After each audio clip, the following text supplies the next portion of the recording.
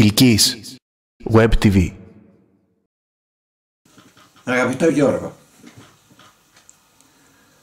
βλέπεις σίγουρα τηλεόραση, βλέπεις σίγουρα ειδήσεις τουλάχιστον, όχι τηλεόραση, διότι αλίμονο να πιστέψω εγώ ότι βλέπεις εσύ πρωινάδικα ή σουσού μου του, πώς τα λένε, ή τέλος πάντων, για να μην αναφερθώ και σε ονόματα τα οποία παρουσιάζονται το πρωί στις τηλεοράσεις. Θα μου πεις που το ξέρεις εσύ, αυτό δεν βλέπεις. Ναι, έχεις δίκιο, αλλά μην ξεχνάς ότι διαβάζω και ακούω τι λένε για αυτά τα πρωινάδικα, τα οποία εγώ προσωπικά δεν θέλω, διότι δεν ξέρω πού θα βρίσκομαι την ώρα που θα βλέπω και δεν θέλω να λερώσουμε με τους σαλόνια και τέτοια. Γιατί τα λέω? Άκου φίλε Γιώργο, βλέπεις και ακούς από την τηλεόραση συνέχεια για κακουργήματα, για κλεψιές, για κλέψιμο ρεύματος από τους συγκεκριμένους, να μην πω, τους καημένους που δεν ξέρουν από δουλειά, αλλά από 6 χρονών μαθαίνουν πώς να κλέβουν. Μαθαίνεις πώς πρέπει να βιάζονται, μαθαίνεις για ανώμαλους, μαθαίνεις και τι δεν μαθαίνεις. Άκουσες μήπως τίποτε να πούνε για τις ενταξιακές διαπραγματεύσεις της Αλβανίας στην Ευρωπαϊκή Ένωση αυτές τις μέρες? Όχι. Πώς να ακούσεις? Αυτό είναι τυποτέλειο. Τώρα να μην ξέρουμε ποιος ασέλγησε στο 13χρονο ή στην 94χρονη και να μας ενδιαφέρει τι γίνεται με την Αλβανία. Αλίμονο, τι να λέμε τώρα. Ποιον ενδιαφέρει αυτό το θέμα? Είναι κανένας πατριώτης, κανένας εθνικιστής, κανένας που να αγαπάει το έθνος του με αυτήν την έννοια, και επειδή εσείς έχετε παρερμηνεύσει την έννοια εθνικιστής, ακούστε τον πρώην πρόεδρο της Δημοκρατίας κύριο Χρήστο Σαντζετάκη τι λέει και πώς ερμηνεύει τι σημαίνει εθνικισμός, ή αλλιώς πώς, ακούστε ή διαβάστε τι έγραψε ο Ιων Δραγούμης. Δεν θα πω άλλα ονόματα, δεν θα πω για ποιητές, δεν θα πω για συγγραφείς. Γιατί το να αλλοιώνεις την ερμηνεία είναι 2 φορές κακό και σε 2 φορές προδότης. Πάω λοιπόν και λέω, η Ελλάδα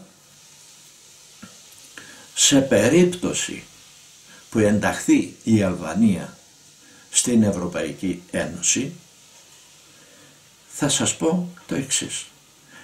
Τι έχει κάνει η Αλβανία? Από το 2010 έχει δώσει σε χρήση το λιμάνι του Αυλώνα και έτσι τα αντιτορπιλικά της Τουρκίας αλωνίζουν όλη την Αδριατική και όλη τη Μεσόγειο θάλασσα. Όπως το ακούτε. Εκτός αυτού η Αλβανία έχει παραχωρήσει την αεροπορική βάση, να μου επιτρέψετε, Κουτσόβα, που να το θυμάμαι βλέπετε. Καταλαβαίνετε, με αεροπορική βάση στα βόρεια της Ελλάδος.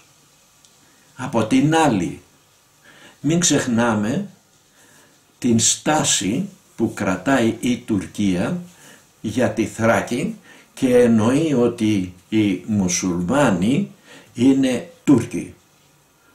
Δεν ξέρω πού το διάβασε ο κύριος Ερντογάν.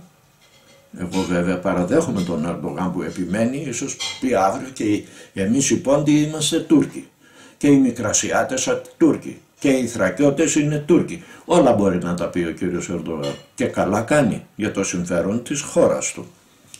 Εμείς εδώ σαν Έλληνες τι κάνουμε? Τα αφήνουμε το αγκάθι να μεγαλώσει. Πολύ ωραία.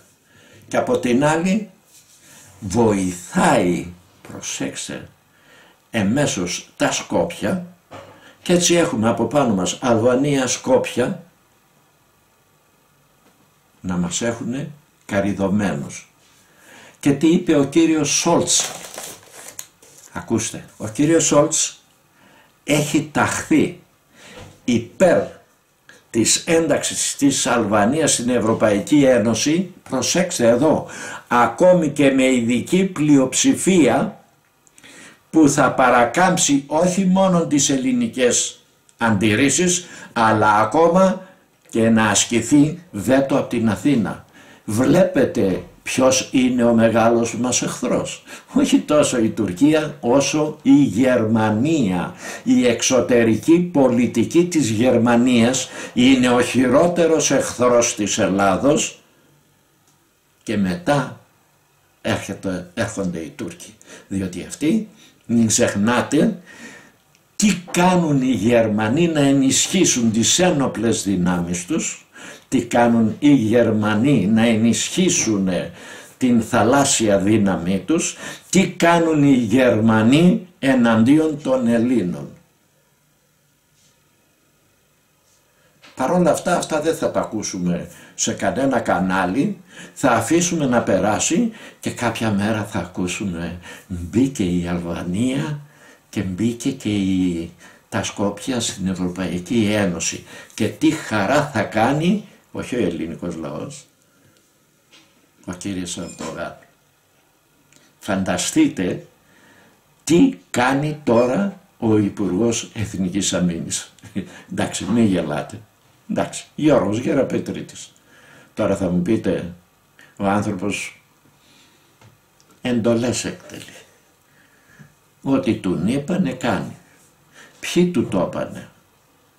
Ωραία, και αυτοί που το είπανε δεν τους έλεγξε, δεν έλεγξε τον Γεραπετρίτη ο Μητσοτάκης? Μήπως εγώ είμαι προϊστάμενος του Γεραπετρίτη? Όχι, ο κύριος Μητσοτάκης.